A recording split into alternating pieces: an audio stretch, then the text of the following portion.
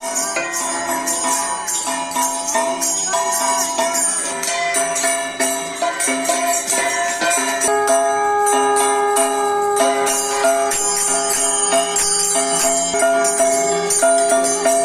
श्री गौर प्रमानंदे निताय गौर प्रमानंदे बोलो हरि हरि बोल। हे कृष्ण करुणा सिंधु दीनबंधु जगत्पते गोपेशु गोपिका कांतो राधा कांतोषु नमस्तुते।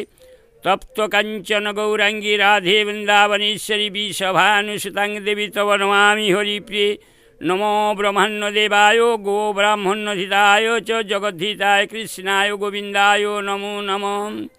कार्तिक मास धर्म मास এই মাসরে পঞ্চক পড়ে। এই পঞ্চকরে ব্রতী মানে বার করନ୍ତି। বার কলে মহাপ্রভুଙ୍କ ପାଦପଦ୍ମରେ ସ୍ଥାନ ମିଳେ। ସେଇଥିପାଇଁ ଆମେ ପଞ୍ଚକ କରୁ। ମହାପ୍ରଭୁ ରାଧା ଗୋବିନ୍ଦ ଏବଂ ବ୍ରହ୍ମା ବିଷ୍ଣୁ ମହେଶ୍ୱର ସମସ୍ତଙ୍କର ଆଶୀର୍ବାଦ ପଡ଼େ। ସେଇଥିପାଇଁ এই ପଞ୍ଚକ ବ୍ରତ ପଞ୍ଚକ ବ୍ରତ ଏହାକୁ କହନ୍ତି ବକ ପଞ୍ଚକ ବା ଭୀଷ୍ମ ପଞ୍ଚକ ଏହା କହନ୍ତି। এই ପଞ୍ଚକ ଦିନ 4 ଦିନ ସମସ୍ତେ ହବିଷ୍ୟ କରନ୍ତି। ଅରୁଆ ଚାଉଳ ହବିଷ୍ୟ କରନ୍ତି।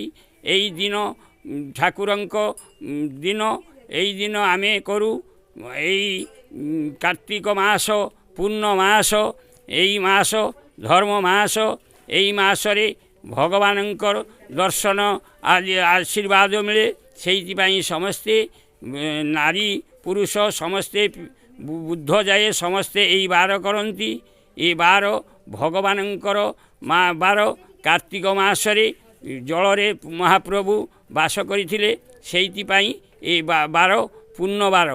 ସେଇଥିପାଇଁ ପ୍ରଭାତରୁ ଉଠି ସ୍ନାନ ସାରି ସମସ୍ତେ এই ବ୍ରତ କରନ୍ତି। এই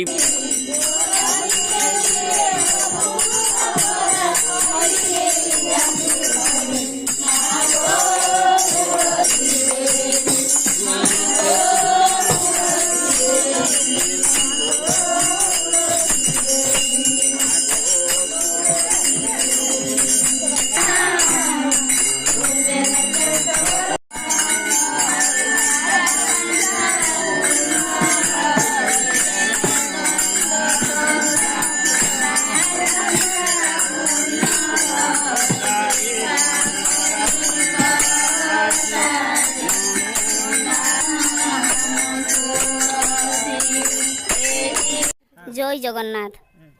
आमे होचे हांडीपड़ा ग्रामर ग्रामवासी अटू। आमे 23 जन महिला समस्ते मिसिकी कार्तिक व्रत करियछु। कार्तिक व्रत मास प्रथमरु ए व्रतटी आमे पालन करिछु। या भितरे पंचक होचे 5 दिन। ए वर्ष 4 दिन पड़ी। प्रथम दिन एकादशी दिन आमे तालसारी जाइथिलु समुद्र पाखकू। सेथिरे समस्ते आमे स्नान करी निज नित्यकर्म नियम नीति अनुसार पूजा विधि आरंभ कलु। आरंभ पर सेठारु आसी आमे कियागड़ा मठ सेठाकू जाइथिलु। सेठी पूजा अर्चना करी बाबा चन्नेश्वर मंदिर को समस्ते मिसी क्षीर आउ डाब एसबू ढलई पूजा कर्म नीति विधि करी आसिलु।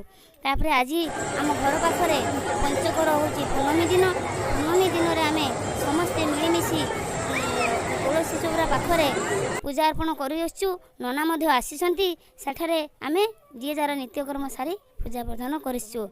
पुणी कुंभारमूली महादेव मंदिर को भी धबलेश्वर मंदिर को जाइथिलु। सेठारे मध्य मिसी मंदिर प्रदक्षिण करी बाटस्थ मूल पूजा पद्धति करी सेठिरु परिक्रमा करी आसिलु।